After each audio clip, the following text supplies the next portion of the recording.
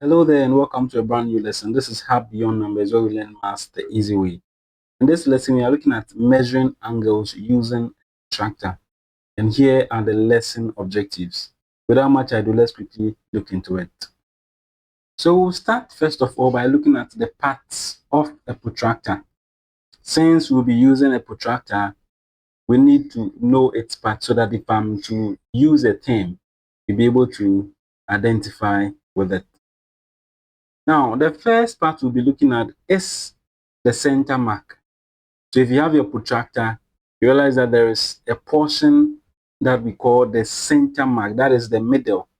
There are some protractors that have a small hole over there. See? So the center mark or the origin is the small hole at the bottom center. You see?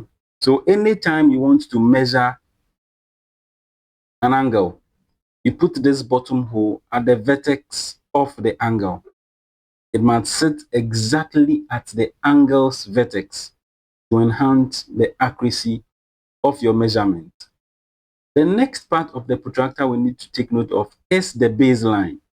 So for every protractor, there is a baseline, which is also called the zero line. It runs through the center mark, you see, to the 0 degrees. So we have the 0 degree here and the 0 degree here. And you realize that the baseline passes through this 0 and then moves all the way through this 0 to a center mark and then to this 0. And that is what we call the baseline. Now, when we come to the calibrations here, we have one inside and then we have another outside. You see? So let me zoom that so you see it clearly.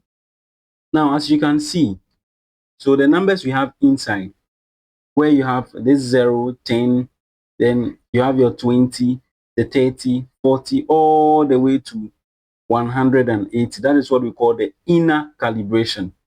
You see, then we have the outer calibration. So for the outer calibration, as you can see, we have the 0 starting from here and it goes all the way to 180 anti-clockwise. You see, this is the standard one. But depending on your protractor, the inner might come here and then the outer might be the inner, but it doesn't change anything. The most important thing is there is an inner calibration and there is an outer calibration, just to help you if the angle is aligned to the left or to the right. Now, since I am doing this digitally, I'll show you how my digital protractor looks like. It doesn't look any different from what we have here. So this is my protractor and it is actually in the form of a triangle, but the most important thing is my calibration I have over here. So with this 0 here becomes my center mark or the origin. Then as you can see, I have my baseline over here. You see, then I have my inner calibration and my outer calibration. You see, so with this I can also measure my angles, and as you can see, I can always choose to minimize or maximize it as well. Okay, so with this said, let's look at how we can actually measure angles with our protractor. Now, to measure angles, I've drawn these two angles here, and then we'll use our protractor to learn how to actually measure the angles. We said angles are formed when two lines meet. So as you can see, this line here has actually met with this other line, and we want to measure the angle that was formed here. You see this particular one. The same applies towards this and this. The golden rule we need to know is that you always need to measure or start from the 0 degree mark. What do I mean by the 0 degree? So if I'm to take my protractor, what I need to do is I'll take the 0 and then bring it to my vertex. So as we can see, this is the vertex of the angle. So I'll bring it to what? My vertex. Now that it is on the vertex, I make sure the baseline is on one arm of the angle. Now, as you can see, it is obvious that you can't even see my calibration. You see, so I'll have to reposition my protractor. So I'm going to reposition it this way. You see, so with the protractor repositioned, we now try and then do our measurement.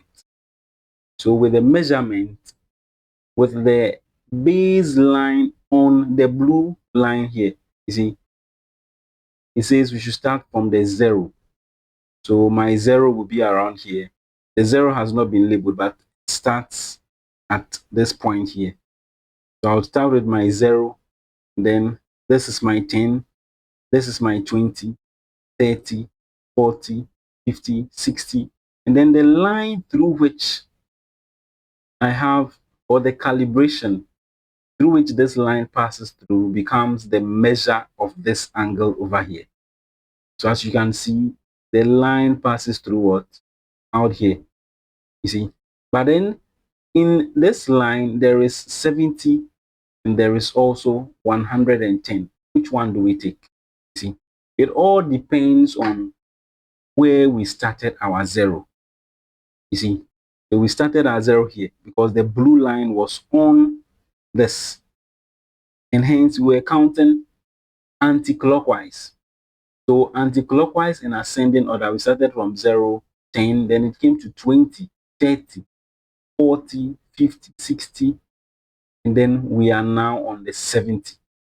So this angle is actually a 70-degree angle, you see.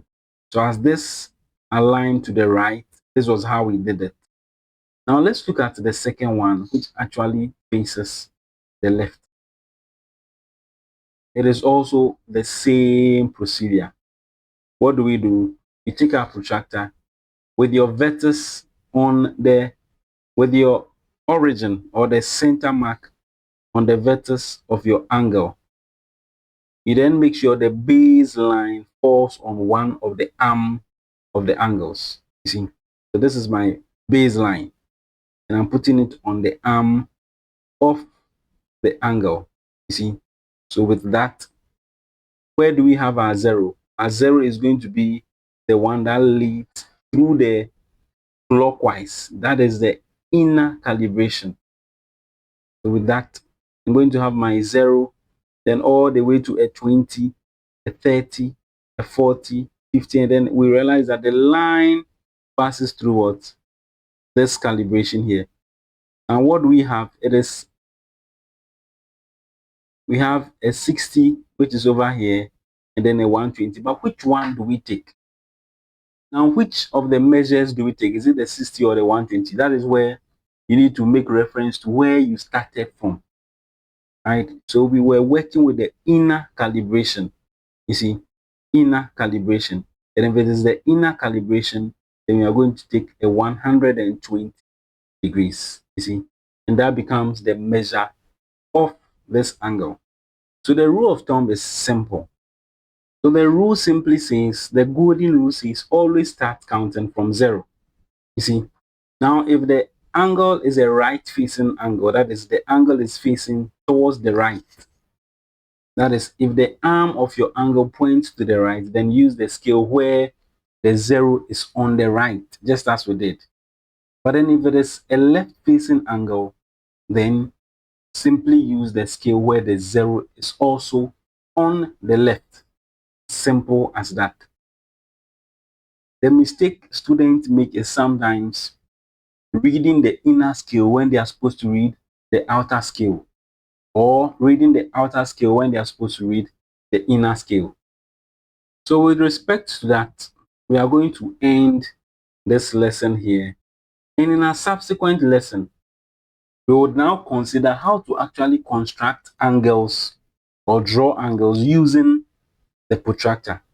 I do hope this lesson was helpful. If it was, and this is your first time on this channel and you so do wish, you can choose to subscribe so that anytime I release a video, you'll be notified as well to learn with us. Do have a blessed day and see you in our next lesson. Bye for now.